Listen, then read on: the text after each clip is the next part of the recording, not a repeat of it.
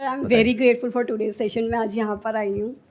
Sir मेरे साथ ये होता है कि मैं छोटी छोटी बातों पे क्राई करने लग जाती हूँ, और फैमिली में भी अगर किसी को कोई बात बताती हूँ जो बहुत ज़्यादा मुझे लगता है कि मुझे हॉन्ट कर रही है, तो समटाइम्स वो जब कोई भी कन्फ्लिक्ट्स रेज होते हैं ना, तो वो चीज़ें मुझे as a taunting loved one से जो भी है या क्लोज वन है, तो वो मुझे वो बातें बोलने लगते हैं। तो कैसे अपने आप को स्ट्रॉन्ग करना चाहिए? प्रॉब्लम को ना थोड़ा डीपली समझते हैं कि आप कह रहे हो कि इमोशनली प्रॉब्लम होती है, यानी इमोशनली अपने आप को कैसे कंट्रोल करें। So what do you mean by that? मतलब एग्जैक्टली होता क्या है?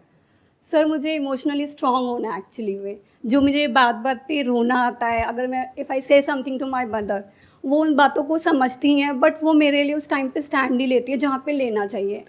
और सेम ही ऐसे ही होता है, अगर कोई क्लोज वन है, कोई फ्रेंड है, उनसे कोई बात शेयर करते हैं, तो वो भी कहीं ना कहीं उस चीज़ों को ना सर टॉन्ट करते हैं that you are going through this.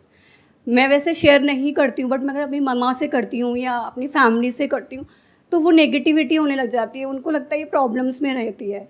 मैं प्रोफेशनली प्रॉब्लम्स घर पे नहीं लेती हूँ, बट अगर ज़्यादा होता है तो मुझे शेयर करना पड़ता है।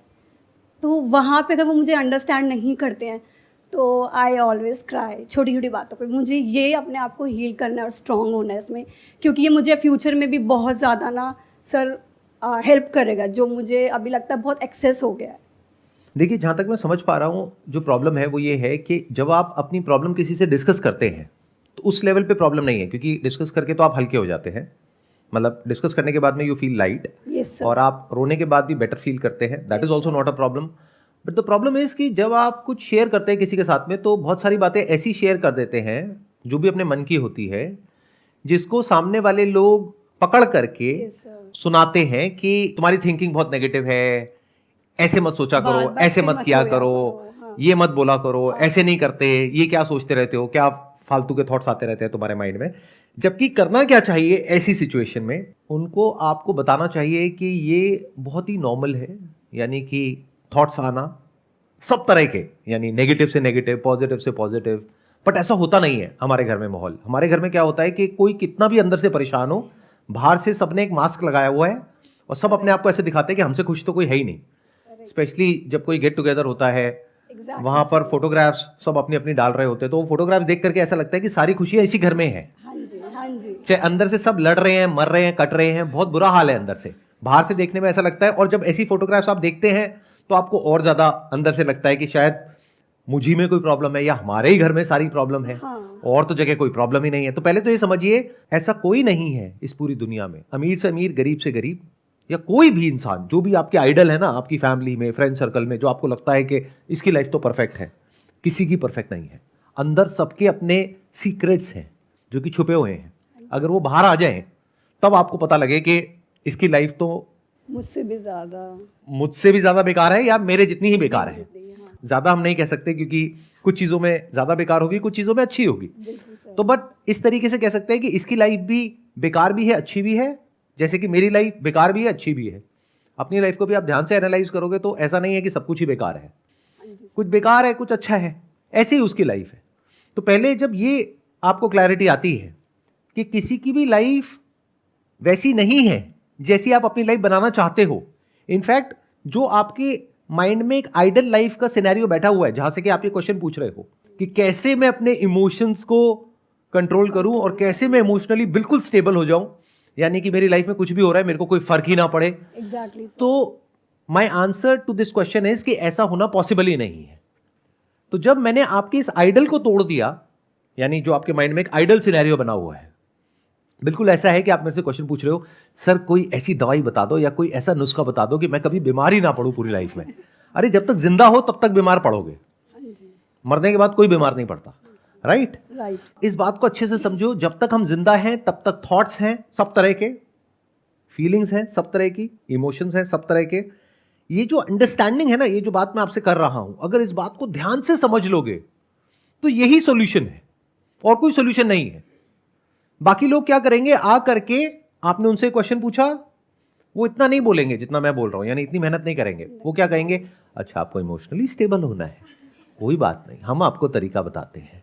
आपके आसपास में कहीं पर भी कुछ भी हो रहा है, अपने मन को शांत रखिए। क्या बकवास बात है। मतलब आप समझ रहे हो क्या कर रहे हैं वो लोग? वो आपके माइंड में जो पहले ही एक कॉम्प्लिकेशन है उसको और कॉम्प्लिकेटेड कर रहे हैं, क्योंकि उस गैप को और बढ़ा रहे हैं। एक है रियलिटी, यानी कि जैसी एक्चुअल में लाइफ होती है, एक है आपके माइंड में जैसी लाइफ होनी चाहिए। तो लोग क्या करते हैं, जो बारीकी से लाइफ को नहीं समझते हैं या रियलिटी के बेस पे बात नहीं करते हैं, वो इस गैप को और बढ़ा देते हैं। ध्यान से समझो मेरी इस बात को कि ये जो एक परफेक्ट लाइफ की इमेजिनेशन है आपके माइंड में, इसको तोड़ दो। सबसे पहले तो पहले रियलिटी को एज इट इज देख लो। वो क्या है कि ये प्रॉब्लम कभी भी सॉल्व नहीं होने वाली, नंबर 1।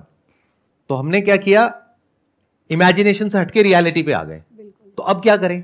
कुछ मन में है और आप बात कर रहे हो, तो वहां पे दो तरह की बातें हैं। एक है जो कि ऐसी है जो आपको अंदर से पता है कि अगर आज मैंने ये बात बताई तो पूरी लाइफ के लिए हो सकता है मैं प्रॉब्लम में आ जाऊं, यानी कि ये बात बाहर नहीं जानी चाहिए।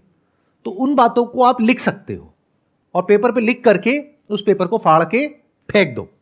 हर बात बोलने की नहीं होती है। इस गलत फहमी से बाहर आ जाओ। मतलब हमें ये लगता है कि जो भी हमारे मन में आ रहा है वो बोलना चाहिए। ऐसा नहीं है, क्योंकि आप तो बोल दोगे लेकिन प्रेशर सामने वाले पे क्रिएट हो जाएगा। इनफैक्ट अगर एक्चुअल में आप सामने वाले से प्यार करते हो तो बहुत सारी बातें नहीं बोलनी होती है, क्योंकि आप तो बोल करके अपना मन हल्का कर लोगे, बट आपकी जो मदर है उनके माइंड में एक हैवीनेस आ जाएगी कि मेरी बेटी के साथ में पता नहीं क्या हो रहा है, और फिर वो रिएक्ट करने लग जाएंगी और अब आपको उस रिएक्शन से प्रॉब्लम है। अरे तो बोलो ही मत ऐसी बातें। बट सर समटाइम्स जो प्रॉब्लम्स होती हैं जो मैं बता रही होती हूँ वो रिलेटिव से रिलेटेड हो गई हैं, जो रिश्तेदार होते हैं वो करें, और मम्मा को पता होता है कि हाँ वो गलत है, बट वहाँ पे चुप रहने को क्यों बोला जाता है जहाँ पर हमारी गलती ही नहीं है और हमें सुनना पड़ता है कुछ? वहां पे चुप रहने को इसलिए बोला जाता है क्योंकि अगर आप बोलते रहे और वो आपको सपोर्ट करते रहे तो पक्का है कि लड़ाई बढ़ जाएगी। तो इसलिए आपको बोला जाता है चुप रहने के लिए। उनके स्टैंड पॉइंट से समझिए कि अगर आपकी मदर आपको कह रही है कि छोड़ो इनके बारे में, ऐसे मत बोलो, उसके पीछे एक रीज़न है। क्योंकि अगर आप इस तरीके से बोलने लग गए किसी के बारे में, मान लेते हैं आप मैरिड हो और अगर आप अपने इन-लॉज के बारे में कुछ बोल रहे हो जो कि सच है, यानी कि उनके अंदर कुछ कमियां हैं, किसमें नहीं होती है, सब में है, तो अगर ये बातें आप कर रहे हो अपनी मदर से और आपकी मदर वहां से कह रही है हाँ हाँ तुम बिल्कुल ठीक कह रही हो, और वो आपको बढ़ावा दे रही हैं, तो पक्का वो घर टूटेगा। बट अगर वो कहेंगी अरे छोटी मोटी बात है छोड़ो ना, क्या तुम इन बातों को पकड़ करके बैठी हो, हर घर में होती है, कहाँ नहीं होती, क्योंकि उन्होंने भी पूरी लाइफ देखी है, तो वो एक स्टैंड पॉइंट से सही भी कह रही है।